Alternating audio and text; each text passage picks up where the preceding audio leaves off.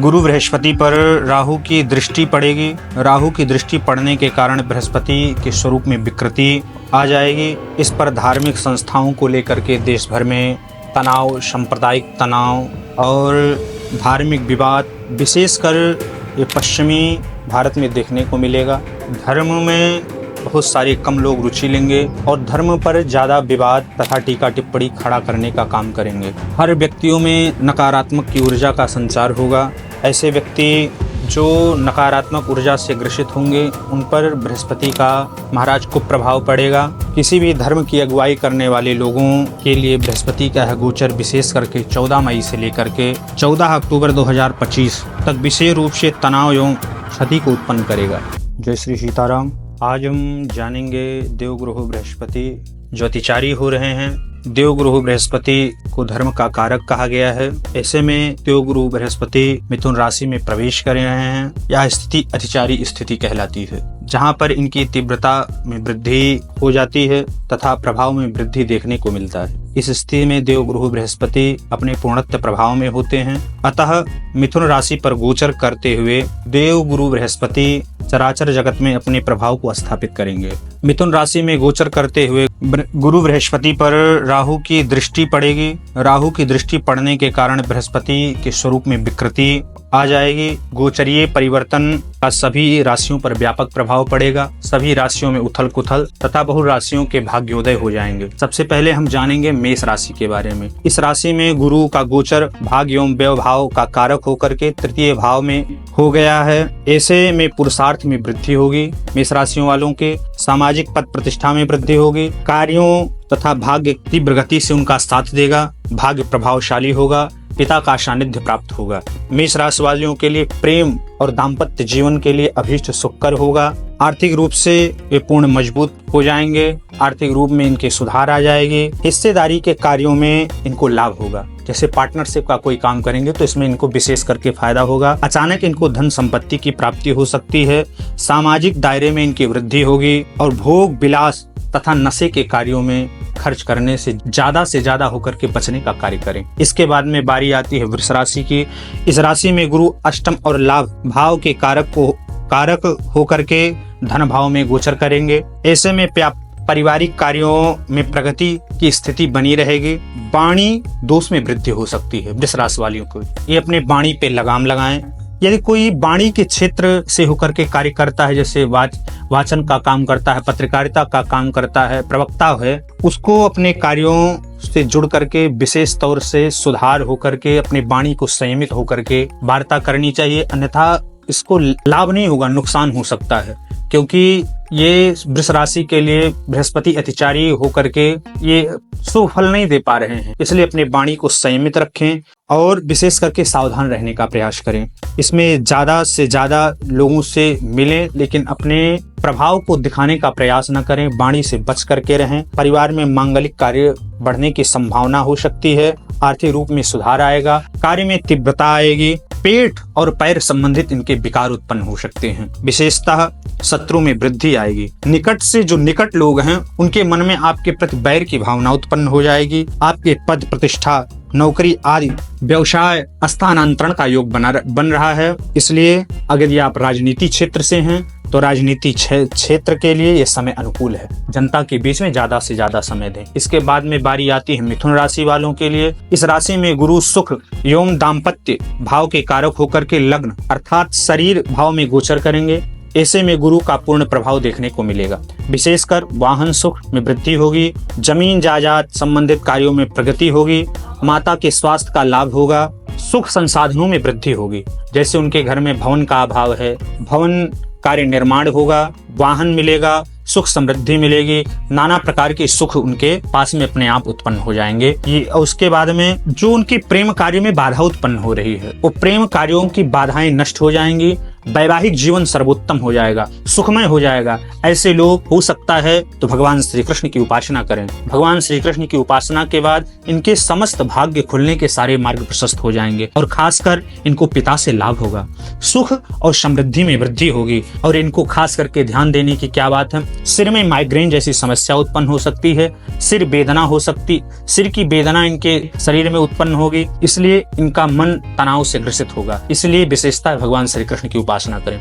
इसके बाद में बारी आती है कर्क राशि वालों के लिए। इस राशि में गुरु कुछ दिक्कतों को बढ़ा देगा, जैसे आर्थिक भाव से व्यक्ति को कमजोर कर देगा, घर में किसी को स्वास्थ्य संबंधित सुख की समस्या उत्पन्न करेगा। ऐसे कर्क राशि वाले गुरु की उपासना करते रहें और पिता के स्वास्थ्य पर ध्यान दें। और उसके बाद में जो विशेषता गुरुवार को जन्मे हैं कर्क राशि वाले, उनको विशेष लाभ होगा। ऐसे व्यक्ति हो सकता है ब्रह्म बृहस्पति नमः मंत्र का जप करें और बहते जल में गांठ वाली हल्दी प्रवाहित करें और अपने कार्यों में पूर्ण रूप से ध्यान दें। पूर्ण रूप से किए गए कार्य में सफलता प्राप्त होगी। इसके बाद में बारी आती है सिंह राशि वालों की।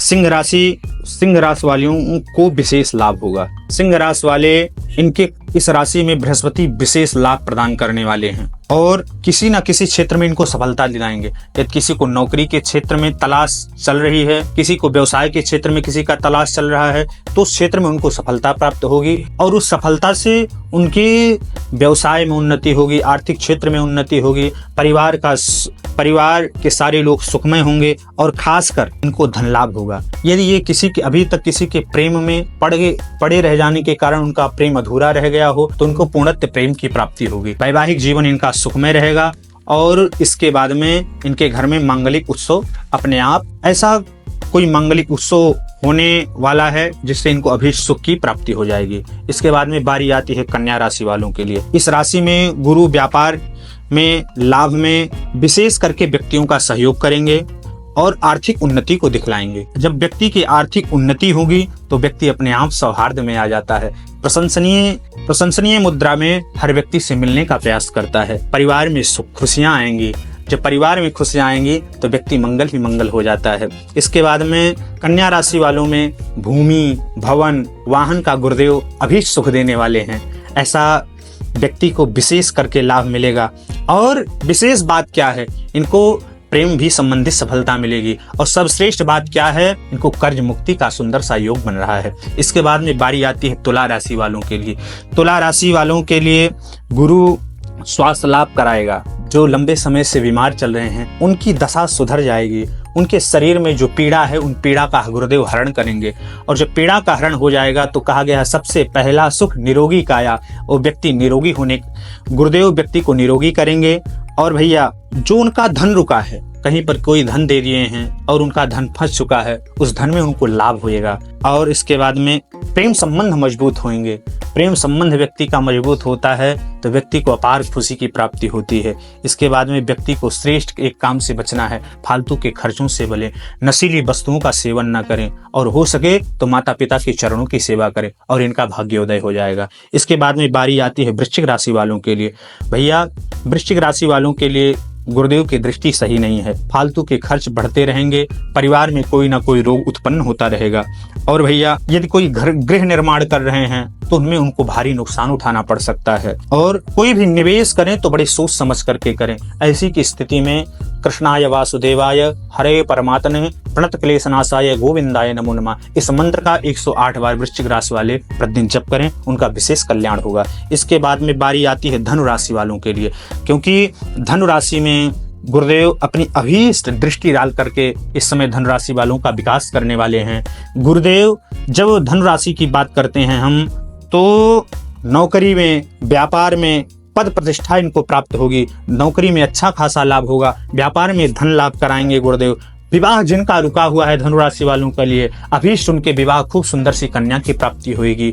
इसके बाद में जो मुकदमा इत्यादि चल रहे हैं तो विवादों से बचेंगे और विवाद सुलझाने का उनको सुंदर सा मौका गुरुदेव देंगे। न्यायालय आदि कार्यों से बच करके रहें, मुकदमा इत्यादि कोर्ट कचहरी के कार्यों से बच करके रहें, क्योंकि गुरुदेव की आपके ऊपर अभीष्ट कृपा है। इसके बाद में गुरुदेव की और अभीष्ट कृपा चाहते हैं तो भगवान विष्णु के मंदिर में पीसी हुई हल्दी का दान करें। इसके बाद में बारी आती है मकर राशि वालों के लिए। इस राशि में गुरु शत्रुओं में वृद्धि कराएंगे, और व्यक्ति में शत्रुओं की वृद्धि कराएंगे तो व्यक्ति का मनोबल हतोहत हो जाता है। इसलिए भैया बेफालतू से किसी से वार्ता करने से बचें। यदि आप बेफालतू किसी से वार्ता करने से बचेंगे तो आपके शत्रु में कम वृद्धि होगी, और दूसरे के प्रति जो रवैया होगा आपका उसको अच्छा रखें, क्योंकि आपके प्रति दूसरे के रवैया मकर राशि वाले पर गुरुदेव कृपा नहीं कर रहे हैं। इनके प्रति जो व्यक्ति की रवैया होगी वो अच्छी नहीं होगी, इसलिए उनसे बात विवाद ना करें, हो सके बच करके रहें। भैया नमस्कार करके रास्ता छोड़ दें। ऐसे व्यक्ति अपने स्वतः बचाव करें और अपने मार्ग को प्रशस्त करें,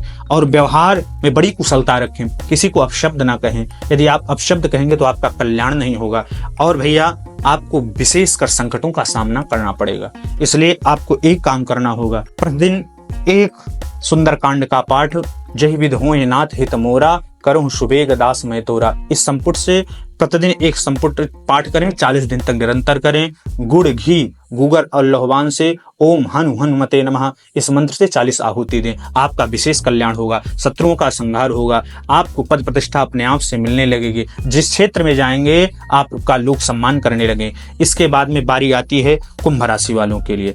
कुंभ राशि में गुरुदेव एक नए जोश, नए आयाम, नए ताकत के साथ आ रहे हैं, और व्यक्ति के नए जोश, नए आयामों के साथ व्यक्ति अपने कार्यों में संलग्न हो जाएगा। उसकी पद प्रतिष्ठा तथा नौकरी के क्षेत्र में उसको विशेष करके लाभ होगा। और भैया योजनाबद्ध तरीके से कोई काम कर रहा है तो उसका विशेष कल्याण होगा, धन लाभ होगा, रुके हुए कार्यों में सफलता मिलेगी। खास करके इस वर्ष कुंभ राशि वालों के लंबे और टिकाऊ प्रेम की प्राप्ति हो सकती है, और आर्थिक स्थिति पूर्ण मजबूत होगी।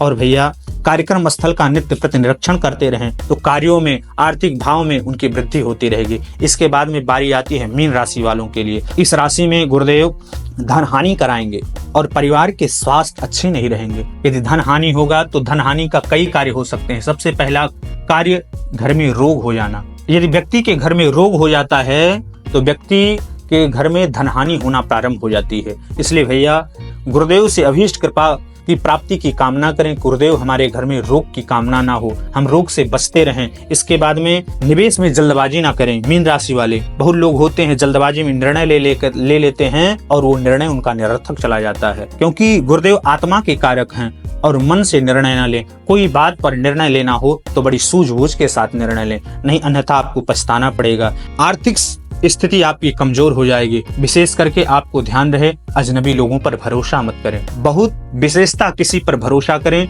जिसपे आपका बड़ा अभीष्ट लगा हो, अन्यथा इस कुछ समय के लिए भरोसा करने से बचें और नाजायज निवेश न करें और एक उपाय करते रहें। इदम विष्णु विचक्रमे त्रेधा निरधे पदम तमोने स्पाग्गुं सुरेश्वाहा। इस मंत्र का जप करें नित्य प्रति 108 बार, आपका विशेष कल्याण होगा। जय श्री राधे।